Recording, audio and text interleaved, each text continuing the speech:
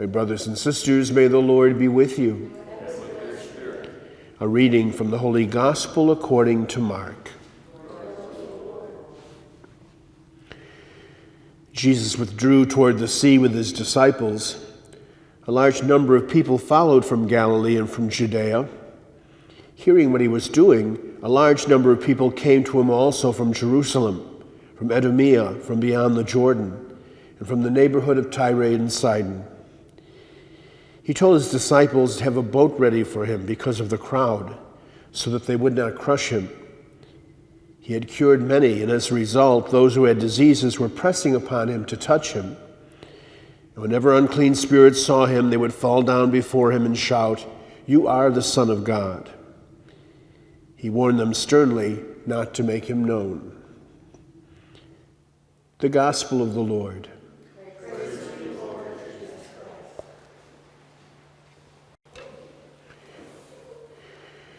We surely see a big difference between the image of Jesus as presented to us in the letter from Hebrews and the Mark's Gospel, because we see with the letter of Hebrews today that we surely have a very fine-toned and clear understanding as to the significance as to who Jesus is and what he's accomplishing.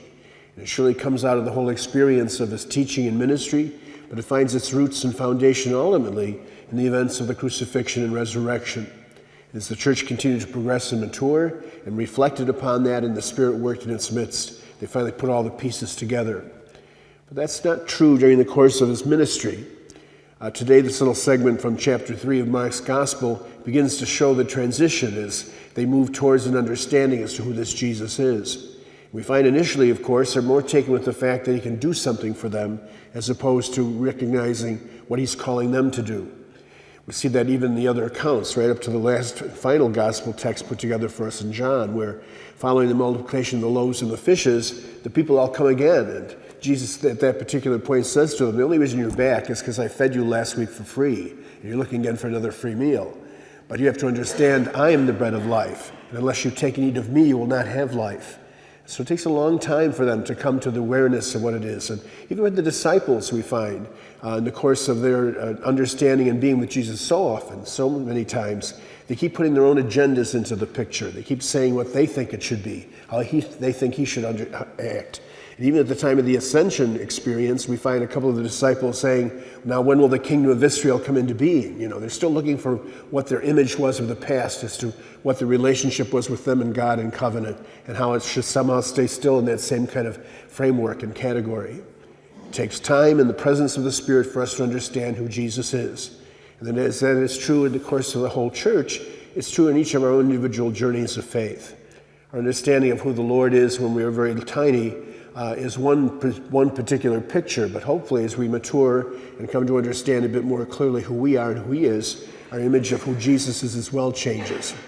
It's also interesting that in the gospel, especially the Gospel of Mark, there's this constant image of Jesus saying to them all, "Shh, don't tell anybody, don't tell anybody."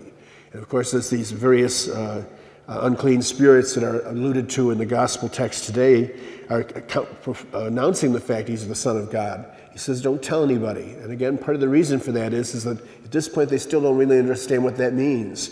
And so it has to be that whole progression, slowly but surely, of bringing them to what real faith is about before you can make the statement that Hebrews can make so powerfully today, that he's the one who's given us salvation, that he's the one who is the high priest for each of us in our lives. Today, then, as we gather again at this table to be nourished by his word and by his Eucharist, let's be mindful of what we understand him to be in our life, and hopefully reflect upon how that has matured as we have matured in faith before him.